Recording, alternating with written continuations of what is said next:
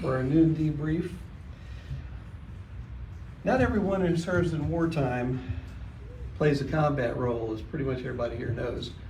And one of the roles that we probably associate least with fighting is that of the Army chaplain. Yet chaplains are right there in the thick of it, out there on the battlefield, risking their lives with nothing but the Almighty to defend themselves. Tim Taylor's here to talk about that. Tim worked for 18 years as collections manager and archivist at the U.S. Army Chaplain Corps Museum at Fort Jackson. He has some compelling stories to tell about chaplains, and as he will say, they need to get a lot more recognition for what they do and have done throughout our history.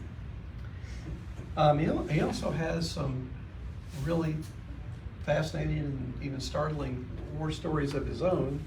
I hope he served in Vietnam in the Marines, and he got out, and then he went into the Army and had service all over the world in the Army for, what was it, 20 years? 26 years. 26 years, yeah. And I've asked him that if he doesn't get time to talk about his own service because of talking about chaplains, we're going to ask him back. So, because I want him to tell about those experiences. So, please welcome Tim Taylor.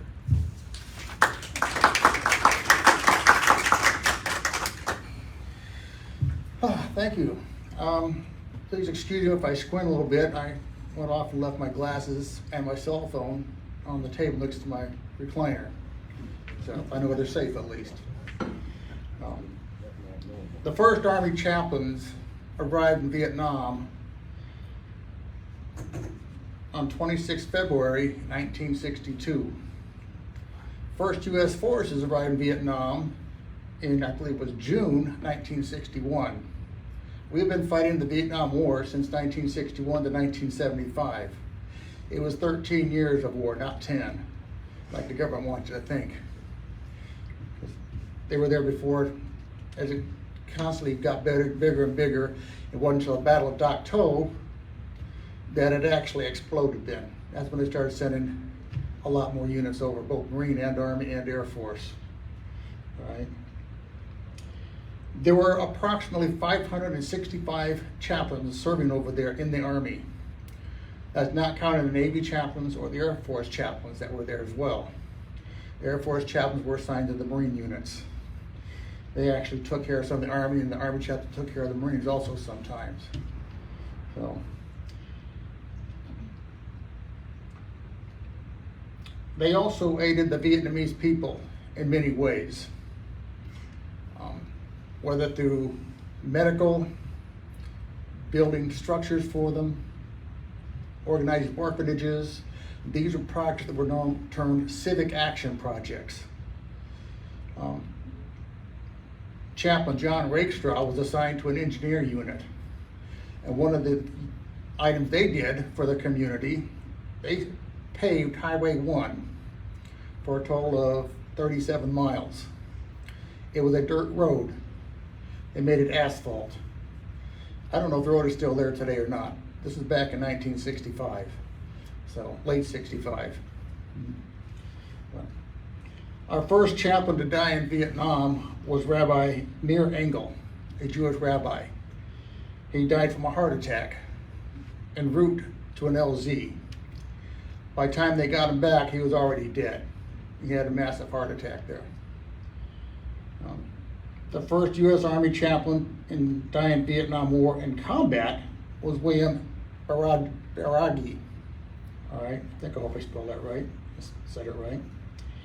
And altogether, there were 13 Army chaplains killed in Vietnam. There was, for sure, one chaplain assistant who was killed in Vietnam. And we didn't know about him until, I think it was 2017. When doing my research, I came across him. Him and his chaplain had just finished a firefight and they got separated. They would meet up at the LZ. Well, the chaplain assistant and 5 others never made it to the LZ. They didn't find the remains until 6 months later when they came back and covered that area again. And it was on that I got his name added to the memorial wall at Fort Jackson for the chaplains and chaplain assistants.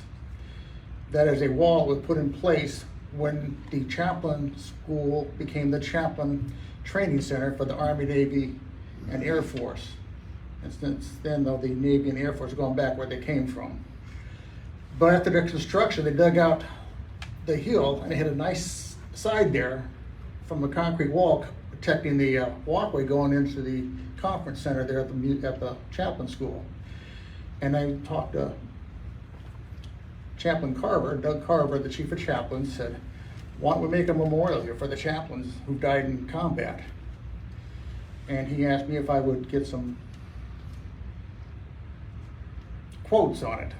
Well, we got 3, and he chose one, and they put it in. And there's approximately, they said, almost 500 names on that wall, from the Revolutionary War right up to present day. And as I told the chaplains and assistants that come to the museum on tours, don't get your name on that wall on your bucket list, because you have to die to do it. Okay? I don't want to see more names go on there unless they're from previous wars that we haven't found yet.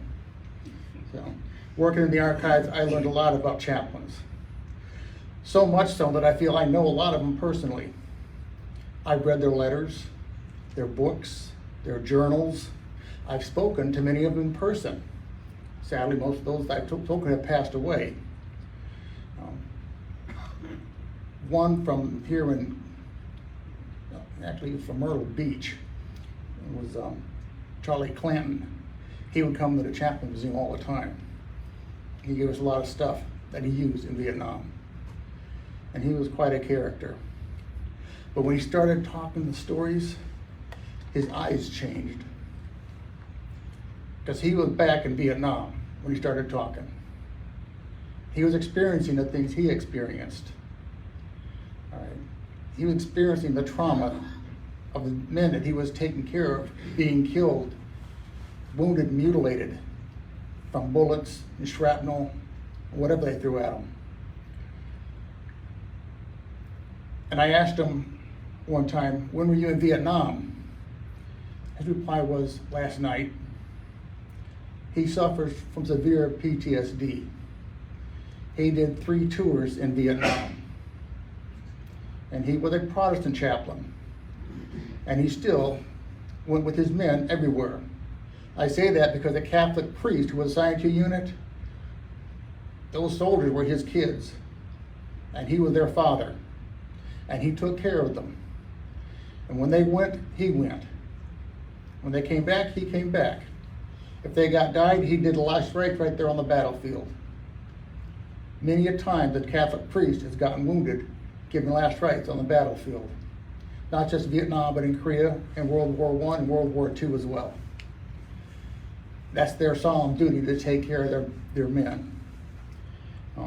2 of those Catholic priests are 2 of the 7 chaplains to receive a Medal of Honor in the Chaplain Corps history. The first one to get it was Charlie Waters. He was a major with the 173rd Airborne Infantry Brigade. He had just extended his tour another 6 months. He wasn't even supposed to be there. He should have gone home. But in November of 1968, he went on a mission to eliminate a PAVN, PAVN unit that was said it was a battalion. Well, his company he went with were the first ones on the ground. They weren't going up against a battalion, they found out. They were going up against a division. They said there was probably about 14,000 NVA out there. And that company was surrounded. It was 2 hours before the next 2 companies got on the ground. But you still had 3 companies, basically a battalion, going against a division. And in the first day alone, they took a lot of casualties. Charlie would go out, retrieve a wounded man, and bring him back. or he'd stop, give him last rites, then bring the body back. He'd go back out again. He came across one guy, he was too heavy to carry. So he rolled over and pulled the guy over on top of his stomach and used his elbows and knee and feet. He scooted himself back inside the lines with the wounded man. So, on the last time he went out, he got critically wounded. He was shot 3 times. And the company commander said, go back to the aid station back there with the wounded, let them take care of you, get you out of here. Charlie said, no, I got to go. No, you're going back over there. You're not going back out there again. I'm not sending someone out there to bring you in. So he went back to the aid station, who was being ministered to by the medic. There were approximately, all told, about 43 personnel in that aid station there. Well, promptly 10 minutes later, that aid station got hit by a 500-pound bomb dropped by one of our aircraft. They killed all 43 of them. That was the worst case of fratricide in Army history, because the air controller guy that was with the company gave them wrong coordinates to put the bomb at. He was posthumously awarded the Medal of Honor in 1969. And the schoolhouse, the first building over there, is named Waters Hall in his honor. The museum up at Fort Bragg, or Fort Liberty now, has one of their buildings named after Chaplain Waters as well, because the 175th Brigade came out of Fort Bragg at the time. In December of the same year, the 199th Light Infantry Brigade was engaged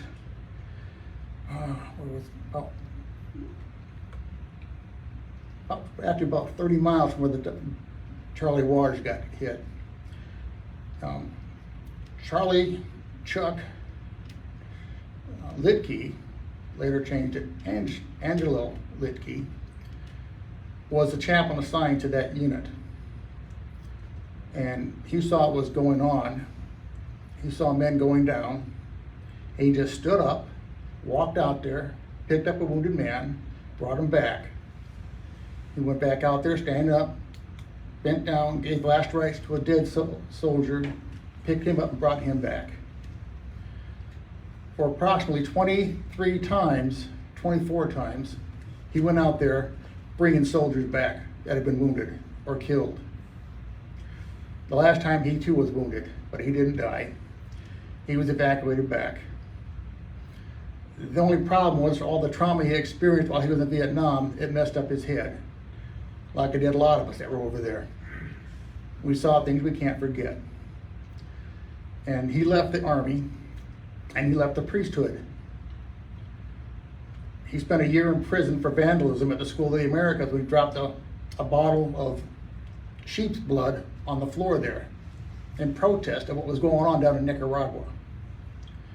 When the Iraq War started, he went to Iraq in protest.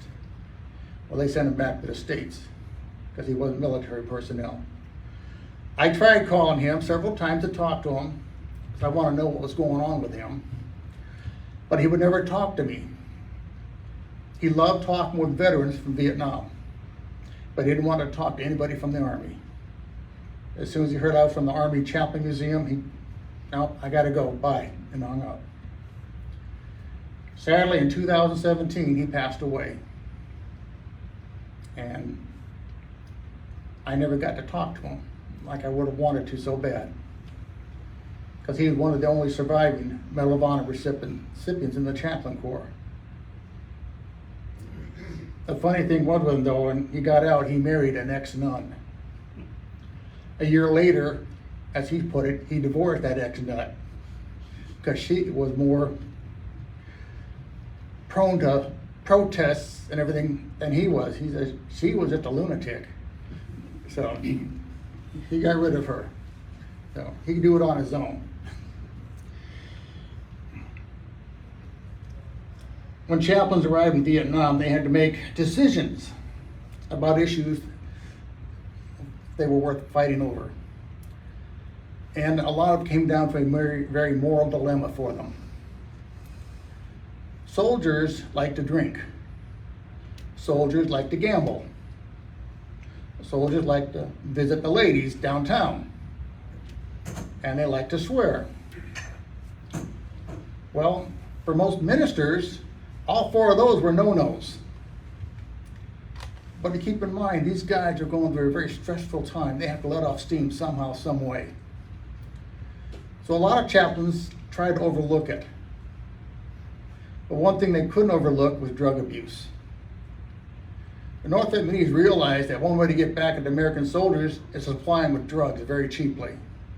Heroin was the worst one. In 1970, they had one hospital in Saigon dedicated to heroin addicts in the Army, Marines, and Air Force to get them out of there. There was 2 chaplains assigned to that hospital, and it was a horrible assignment for them because they watched these guys some of them, they made it out, some of them they didn't. It wasn't a pleasant sight. So, but when they got put in these situations, they usually responded based on a combination of their own religious ways, views, and understanding of the military situation they were facing. Okay?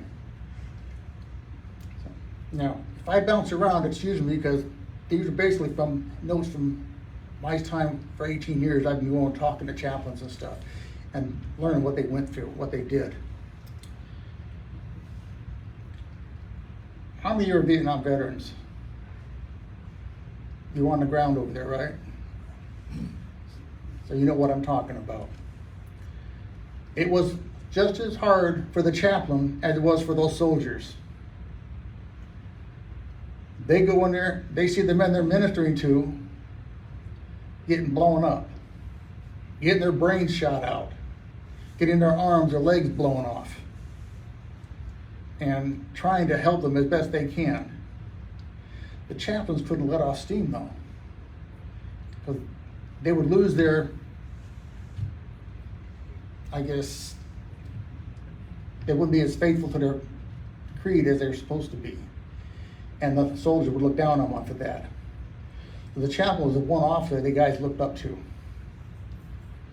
I'll tell you right now, privates just out of basic training do not like to talk to officers, because those drill sergeants and drill instructors put the fear of God in them if they spoke to an officer. So they wouldn't talk to them if they had their rank on. So a lot of chaplains would take their rank off, and they would talk to the guy with a tablet of the law or the Latin cross on their collar. There was no rank there. They were able to communicate with them, which was awesome, because the chaplain was the one who was testing the morale of that unit. And he would report back to that battalion or regimental commander and tell them what's going on. Now, if he saw something illegal or learned of something illegal, he put it through channels. He didn't try to solve it himself, but he let the officers know about it. Probably one of the worst things that happened was the My Lai massacre. The first chaplain to know about it didn't say anything. He thought the leaders also would talk about it, take care of it. When they didn't, he went to his senior chaplain. The senior chaplain went to the commanding general. And then the press found out about it. And then there was a big attempt to cover it up. And of course, the fall guy was Lieutenant Halley, or Callie, I mean. He took the brunt of it. But other chaplains were ashamed of the chaplains who didn't do something about it when it happened, or as soon as they learned about it. They kind of gave them a black eye, because that was horrible. They murdered women, children, and old people in a ditch. I'm sure most of you heard about the My Lai massacre. So.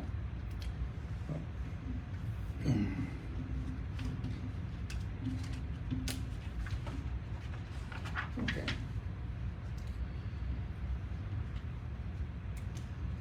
A lot of soldiers hated the enemy. Many chaplains were surprised and disturbed by their capacity to show hatred for another human being. But chaplains were human also. And these guys were killing their flocks. okay? They had very little remorse for the Viet Cong did. They had the ability to stomach the horrors that Americans inflicted on the Viet Cong. One case, after a firefight, the soldiers went by, and every Viet Cong body, they took a white plastic spoon that he got out of sea rations and stuck it in the wound on the Viet Cong. Some of these Viet Cong had as many as 20 bullet holes in them. And you would go by and see the row of dead Viet Cong, and there'd be all these spoons sticking out of them. And their motto was, stick it to the enemy. And that's what they did. Yes, it was illegal, but it helped them cope with it. We stuck it to them. Did they forget what happened? No. A lot of guys today still suffer from what happened then. It wasn't the first time. There was an incident where the chaplain saw that the soldier were cutting the ears off of the Viet Cong. He knew that wasn't right. And knew it was wrong because it was actually a war crime, mutilation of enemy corpse. So he talked to the commanding officer, and the commanding officer talked to all the other officers, and eventually it stopped. So, but he did not get personally involved with it. He just brought it up to the attention of the leadership who weren't aware of it. So, after the attacks by communist forces in 1968 during the Tet Offensive, chaplains were increasingly aware of a religious dissent at home, as well as dissent for the war going on. All these protests were breaking out back home. They knew we weren't going to win the war, but you didn't tell the soldiers that, but that would just demoralize them. And they would just say, what the hell are we here for then? And many of them did say that, because they just came from the States. They saw it on the news. You know, so that was a battle they were fighting also. The morale of the soldiers and what they received from home. The news, it was in their letters they got too from their family. So,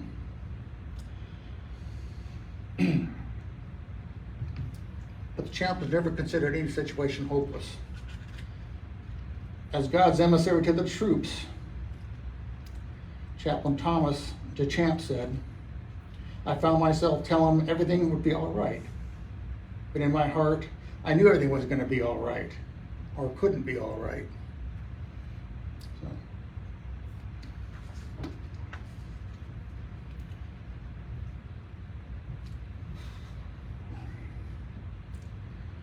On the morning of November 6th, 1966,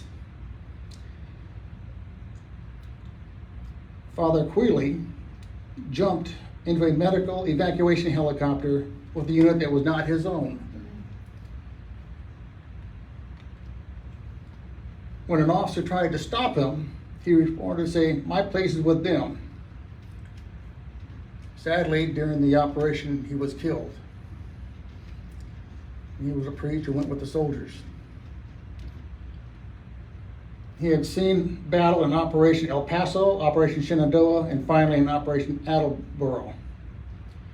For him, the Battle of November, only thing different was the way it ended for him. He'd been in many operations like that. One chaplain, his name escapes me now, but I read in his diary, he had just gotten back from R&R for 2 weeks in Japan, and he was feeling pretty good. He got back to his hooch at Thompson Air Base, and his assistant came and said, we got a medevac chopper coming in with badly wounded soldiers on it. So he went to the hospital, to the helipad, waiting for it there, and he helped carry the men off. He recognized these were men of the unit he was ministering to. He knew these boys. One of them had his brains coming out of his ear, where his ear had been shot off when the bullet came out. One of them, he was just blown up from the whole front of him was gone. He didn't make it. Another one was there, had lost his arm. They had been ambushed on a night patrol. Luckily, they were able to get them back. Of those 3 men, only 1 man survived. That was the one with the amputation. So, but the sight of that really bothered this chaplain, and he couldn't get it out of his mind. And when I got to speak to him at a retired chaplains conference back in 2008, he actually sat down with me and told me everything he did over there. And he said, it feels good to talk about it. But if we talked about how we felt over there, they would pull us out and we'd be away from the men we're trying to take care of.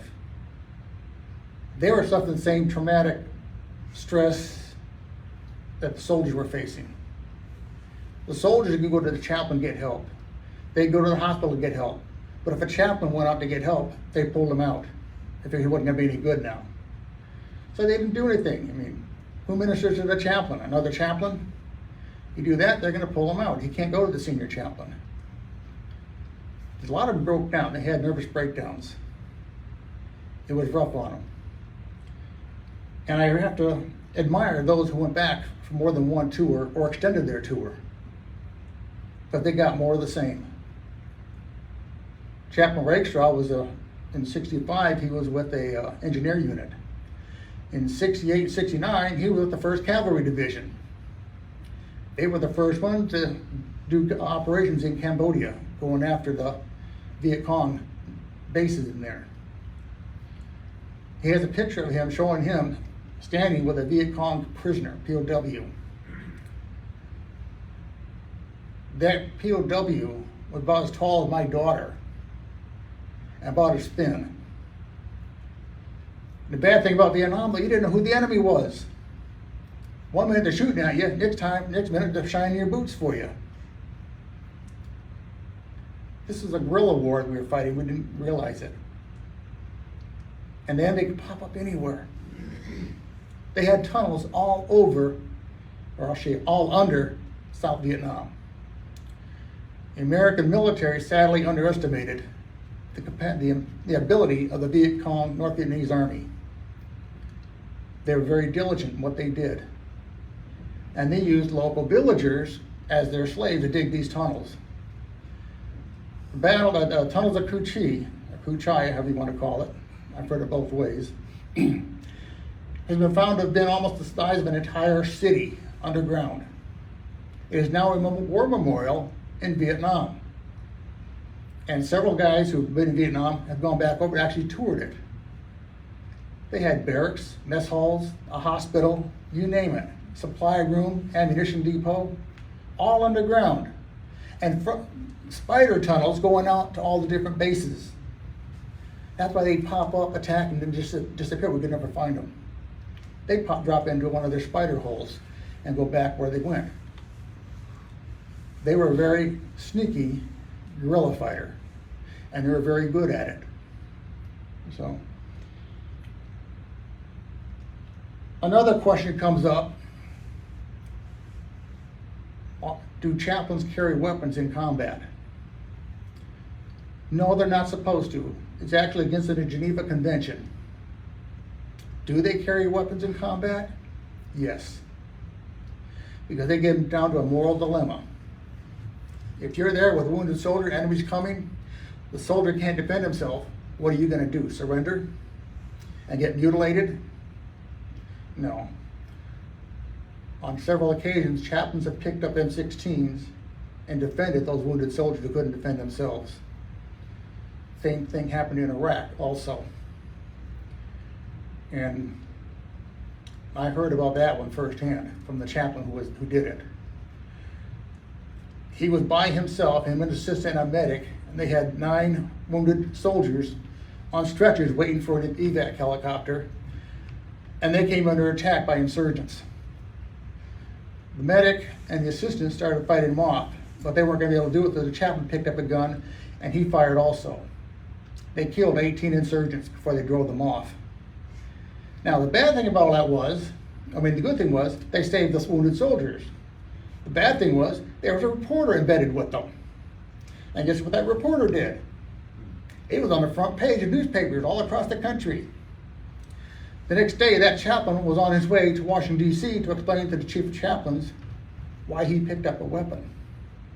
He reported the chief of chaplains, as he said, saluted, and basically got his ass reamed up one side and down the other. And he was dismissed. As he about finished started walking out, the commandant, Chaplain Goodhouse, said, "Chaplain," he stopped and turned around and says, "Just off the record, if I'd been there, I'd have done the exact same thing." That report did not even go in his record. So, but like they face a strong moral dilemma. Chaplain Billy Whiteside in Vietnam would go on patrols with his unit all the time, different companies. But to keep them from worrying about him, he took an M16 rifle and put an empty magazine in it. They didn't know it was empty, so they weren't worried about him. They could focus on their mission, not worry about whether he's going to be okay or not. He never fired the shot, though. He told me that in person. And sadly, Billy passed away in 2011. I'm so blessed to have heard and spoken to many of these chaplains to get their stories out. Only 2 of them received the Medal of Honor. I could probably come up with at least 10 more cases where they should have got the Medal of Honor. But the biggest reason why they didn't get it, their leaders would say, they're not combat soldiers. Yet they're on the front line, facing the enemy with nothing but their Bible. And they're putting their life on the line for the men they're serving. Hopefully that attitude changes, but I doubt if it will. All told, I could probably come with over 100 chaplains from the Civil War right up to today that should have got the Medal of Honor, but didn't. They get the Distinguished Service Cross or Silver Star, and that was it. Yeah, those are high medals, but they're not what they actually deserve to give these guys.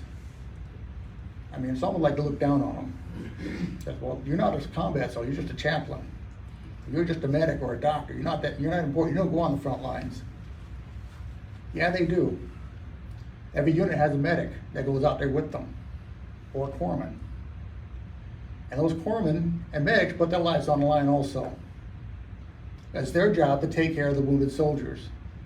And they're out there running from body to body, soldier to soldier, trying to take care of them, get them back to the aid station, and many of the medics lost their lives also for doing that. In the Marines had a Navy chaplain, Vincent Capodanno. He was out bringing soldiers or Marines in from the front lines out there, and it was getting heavy. He went out, found a dead Marine, he gave him the last rites. As he was finishing up, he was gunned down with a machine gun from the enemy. He was awarded the Medal of Honor also from the Navy. As a Catholic, though, he is one of 2 military chaplains on the road to sainthood. The other one is Chaplain Emil Capon from the Korean War. He's an Army chaplain. But those are different stories. And that's going to be a long road for him.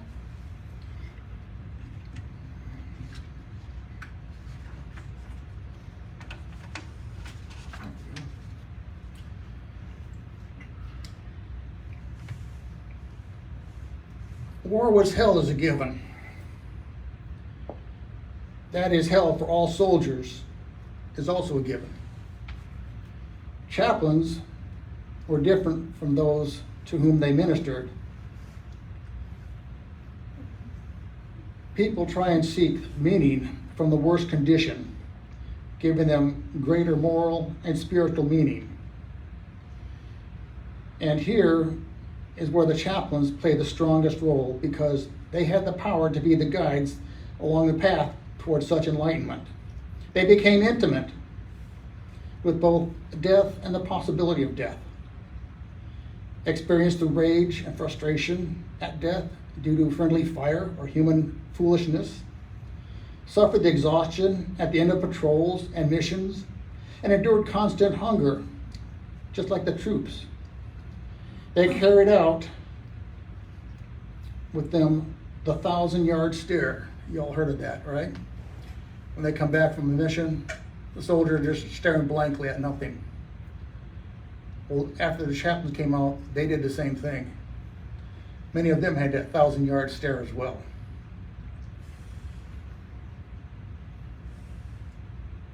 But the question remains then, how do the experiences of the chaplains in combat somehow provide a unique perspective on the war in Vietnam, aside from the fact that they voluntarily chose to accompany their troops in the field? Combat chaplains stood apart from the average infantryman, as even the officer who commanded them, they gave them a more, and that their training and spirituality allowed them the opportunity to see the violence and destruction in a more holistic view. Didn't make it any easier though. Their duties as ministers to the multitude of men augmented the shock and loss that death inflicted on the troops, and thus contributed to the double burden.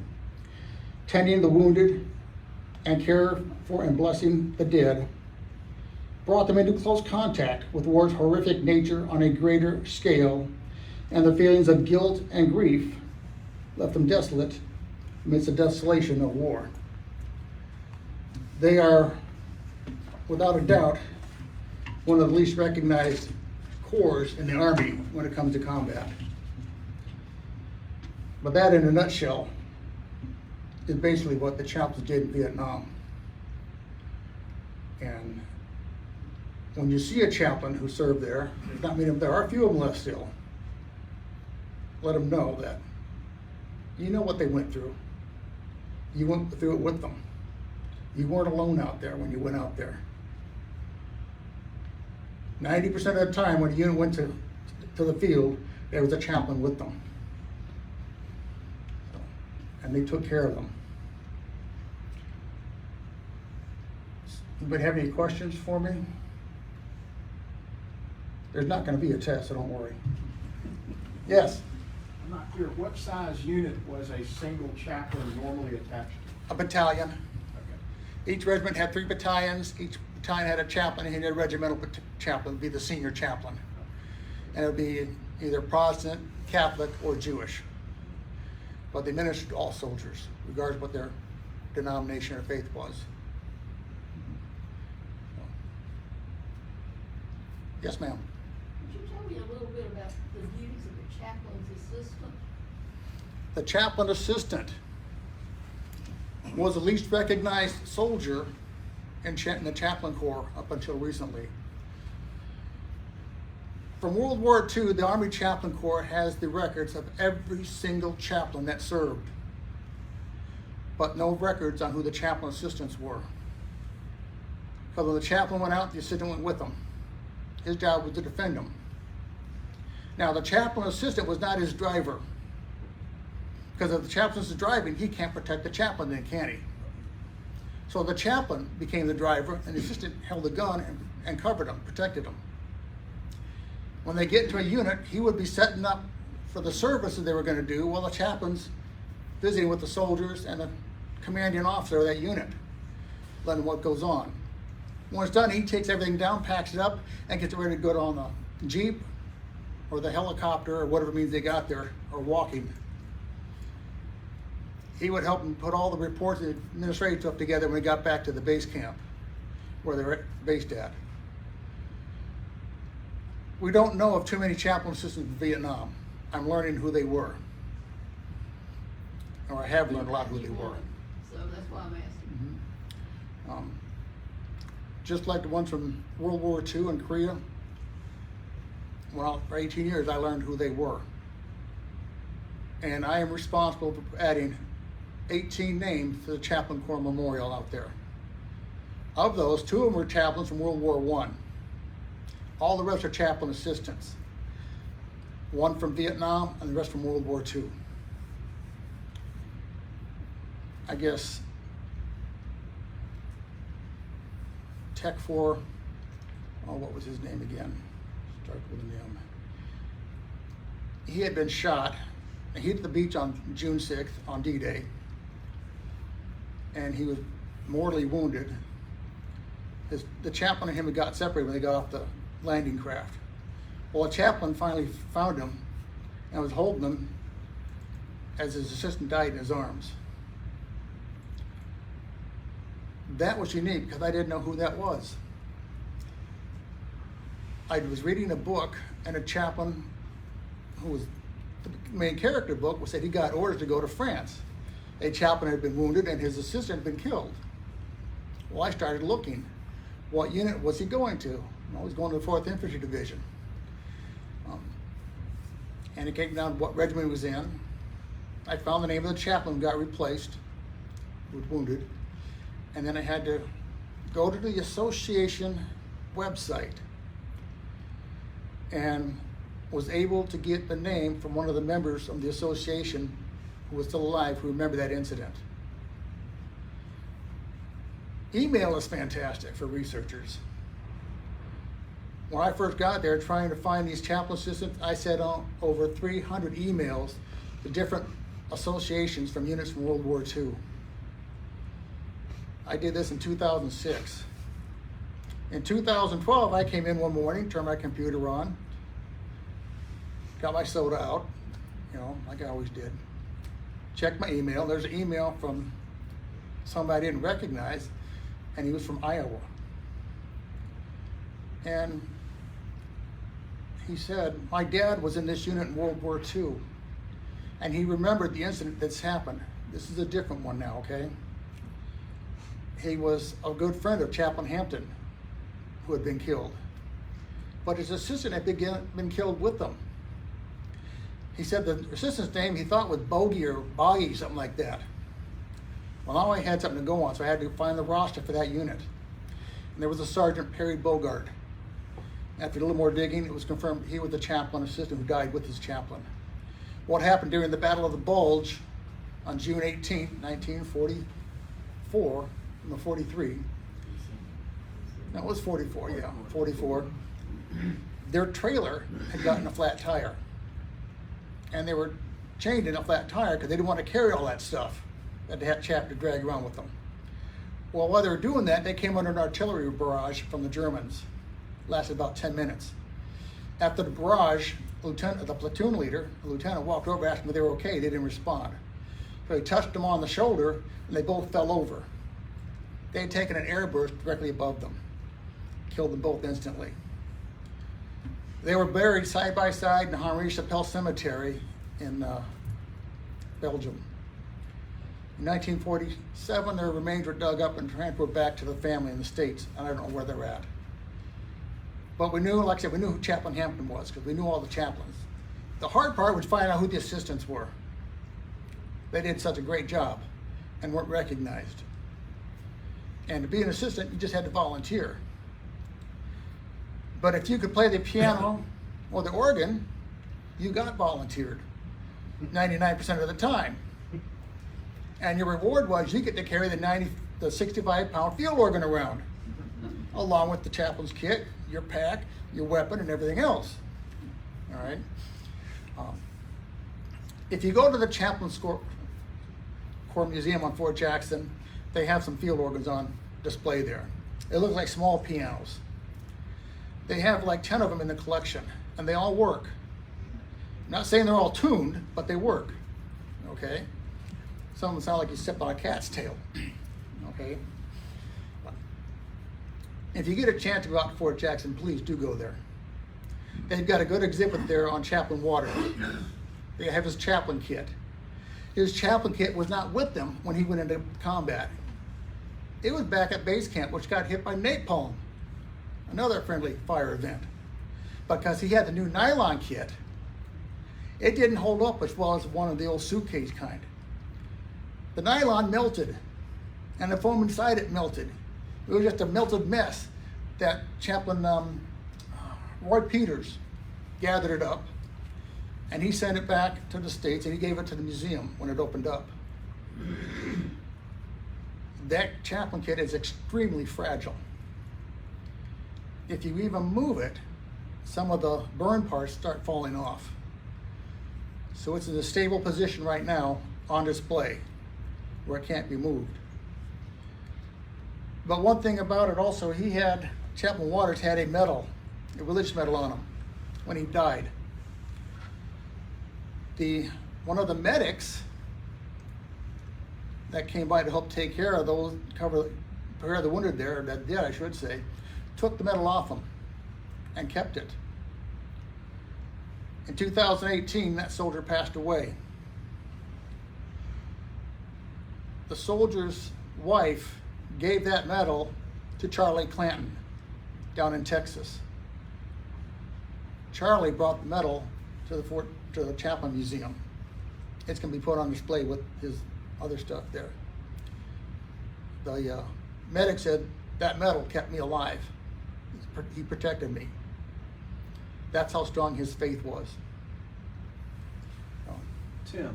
Yeah. You said something about, the chaplains of different faiths administered to everybody. Mhm. Did they get training, like did a Protestant get training in last rites and Oh, yeah. things like that? Well, they don't give last rites if they're not Catholic, Okay. but they prepare the body, and they let a Catholic chaplain know Okay. to meet them at the LZ there, so they give last rites as soon as they get off the helicopter, if they're not a Catholic chaplain. Because every regiment had a Catholic chaplain and a Protestant chaplain. Some were lucky enough to have a Jewish rabbi also. There weren't very many of those though. Let me go back to the assistants for a minute. Were the assistants, did they get special training for that, or they just volunteered from the unit to be the chaplain's assistant? They volunteered for it. They didn't have training for chaplain assistants until January 1945. And the first female chaplain assistants were in that very first class. There were 77 of them. I was able to find the names of only 3 of them. And what it was, most of those females stayed stateside to free up male chaplain assistants to go into combat with combat chaplains. One of them, what was her last? Her first name was Gloria. She was assigned to a chaplain at Fort Carson. Another one was assigned to the Pentagon. Now, strangely enough, the third one I found was assigned to an Army Air Force unit in Italy. She's one of the few females to go to a combat zone. Okay. But there's a lot more female chaplain assistants today than there were before. There's probably about 45% female, 55% male now. And some of those ladies you don't want to mess with. Okay? Yeah, they look nice and all, but they could be mean. They don't take crap from people. You know, the reason I say that because 3 of those ladies, female chaplain assistants, became command sergeant majors in the chaplain corps. There's only 1 command sergeant major in the chaplain corps, and only 1 chaplain holding a commanding position. That's a commandant at the chaplain school. The chief of chaplains is not even a commander. He's just the chief of chaplains. So a lot of sergeant majors want to get that command sergeant major rank if they can. But they gave it to 3 ladies successively over a 12-year period. Bridget Smith, you don't want to mess with her. She was a sergeant major when I got there, and nobody gave her any flack. Okay, she took care of him very quickly. So, had a lot of respect for him. Yes, sir. I don't know if I heard this as a rumor or not, or from my wife, she's a nurse. But I thought she told me one time that they were trained in certain ministering to the people that died. I don't know about that. I have to go through a medical expert, Yeah. probably from the school down in San Antonio. Fort Sam Hughes at San There was Antonio. something that she's told me that they had to minister whether they were Catholic or Protestant or something. I hadn't heard about that one. Yeah, but I'm not saying it didn't happen. I it's hadn't a heard totally of it. different story. I mean. You know, I learn a lot of stuff every day. Okay. Any other questions? Is the chaplain school at Fort Jackson now, I may have missed this when you first started talking, does it train chaplains for all the branches or just the Army? In 2009, it became the Armed Forces Chaplaincy Center. In 2009, the Army, Navy, and Air Force were headquartered here. Okay. All right, in 2012, during the Christmas exodus there, where they were shut down, the Air Force up and left. They left all their office furniture, everything there. They just took everything, went back to Maxwell Air Force Base. So the Army acquired some very good equipment, office equipment. So the Air Force has their own chaplain school somewhere else? Yeah, Fort The one here. at Maxwell Air does- Force Base. And the one that's still left here though, does Army? Army took over that area now. Does Navy and Marines as well? No, the Navy does chaplain, or for the Navy and Marine Corps Okay. and Coast Guard.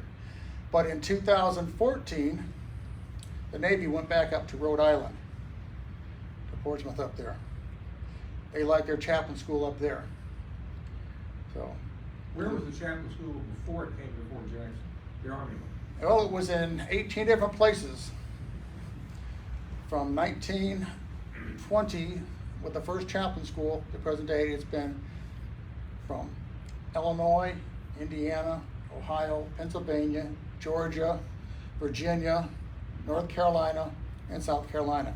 This is the longest it's been anywhere. And it's been here since 1995, when it moved here from Fort Monmouth, New Jersey. So, and I don't think they're gonna move it anytime soon, because they got a good spot here. They got a huge campus now. They took over the Navy and the Air Force schools there as well.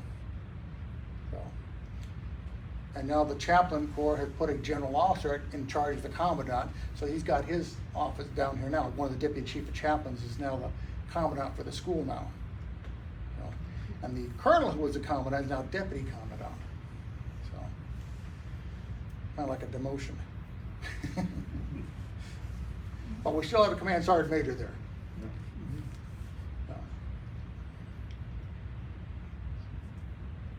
Any other questions about chaplains in general, not just the Vietnam War? Okay.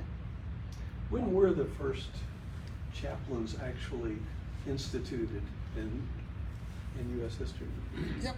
July 29th, 1775 was the birth of the More or chaplain less. corps. That's the day it was. They did it then. The Army was constituted on June 14th, 1775. So our country wasn't even in existence until July 4th, 1776. So we had the chaplain corps and the Army before we even had a country. Right. So up until that, it was still a British colony, Yeah. up until July 3rd. So, Yeah. You remember the story, I vaguely remember that, and this might have been Navy chaplains in World War II, where the chaplain's ship was struck by probably Japanese, and the chaplains gave out their life vests. I don't remember how that story went, but do you recall that story? no, the only I can remember is in Korea. The chaplain stayed behind with wounded soldiers and surrendered, and the Chinese murdered them all. Killed all wounded soldiers and the chaplain. Second time that would have happened, Chaplain Capon stayed back, and as they were getting ready to kill the wounded soldiers, the chaplain grabbed the soldier's rifle and yanked it away from him.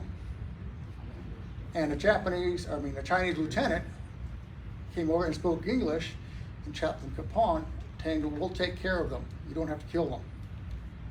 So Chaplain Capon helped other soldiers carry the wounded soldiers back to where they were going to. Basically with a death march. They had to go about 65 miles from where they got captured up to almost by the Yalu River. And he carried wounded soldiers on his back. And he'd been shot in the leg too. But he still carried them and walked with them. For that, he was awarded the Distinguished Service Medal. While he was a POW, he would minister to the soldiers, officers, because he was with the officers. He would escape at night, go into the enlisted compound, minister to the enlisted guys, give out whatever food he could scrape and scrounge out in the fields out there, escape back out and go back to the officers' compound. He got caught several times. He got beaten several times. Finally, about April of 51, his knee that he'd got shot in became so bad he couldn't walk anymore. He never got medical treatment for it. It became about swollen up the size of a basketball. So he's in the barracks, and the Chinese soldiers came in and said, "We're taking him to the hospital." The other prisoners did not want him to go. They wouldn't let him take him. Finally, the guards came in with bayonets drawn and forced him to come, and they carried him out to the hospital. The hospital was an old Buddhist temple, all concrete, no heat, no light, no electricity. It was cold. He laid in there for about 2 weeks before he finally passed away. That hospital, only one American survived from that. That was Sergeant Richardson, who made it his goal. He was going to walk out of there. He was in that hospital for 3 months. And he finally got up and he walked out. When he was repatriated, when they sent the prisoners back, he found out he'd been promoted to Master Sergeant while he was a POW. And a year later, he got promoted to second lieutenant. He stayed in. He went to Vietnam with Special Forces, and him and I must be getting old. I keep having brain cramps. Charlie Beckwith, Colonel in Special Forces, two of them, they organized the Delta Force. And these guys still in existence today. Richardson wrote a book. He actually gave me a signed copy of it, because I knew him. I could tell a whole lot more about that, but we're only here for an hour. The normal rank was captain. Yeah, a lot of them come into the chaplain school as lieutenants or second lieutenants. They're actually not chaplains yet. They're chaplain candidates. Once they complete 8 of the 12 weeks, they go through the branch initiation, where they take their candidate signa, put their chaplain branch on. But most of them start out as lieutenants, and then they get promoted to captain. Then they gotta bust their butt to make major, 'cause that's even harder to get. Each of them have to go through the chaplain captain's career course at Fort Jackson. It's 6 months long. And they've gotta do research on a chaplain or an event that a chaplain participated in. I know, because every time they have a class coming through, they're coming to us asking to get in the archives. We got anything on this or this person or that person. I'd be bringing stuff out for them. What's really nice is when the class is over, the cadre get all those papers they write, put them in a box, and bring them to the museum. We've got some fabulous papers there that need to be printed up so people can read them. It covers a lot of chaplains and a lot of events that chaplains participated in combat. So, I haven't read all of them, there's too many of them. I know there's probably about 4,000 right now. And they're like dissertations, so they're about 50 to 100 pages long each. So, okay? How many are married? Excuse me? How many are married? Actually, quite a few of them. Yeah. The ones who aren't married are the Catholic priests. Although in World War I found through the records there were 3 of them that were married. Because one actually contacted the army because she wasn't getting support from her husband. When they found out her husband was a priest, they kicked him out. They didn't find out the other one's a Catholic priest until after the war. And he had a wife also. But no, they're not supposed to be married. But yeah, they did. No. I'm sorry, but chaplains don't walk on water.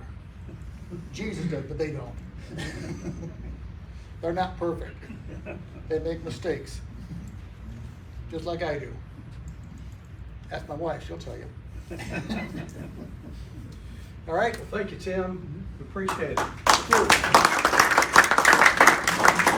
I hope I get to come back again sometime and bore you. I want to thank all y'all for being here. If you haven't already, on your way out, could you please sign in? There's a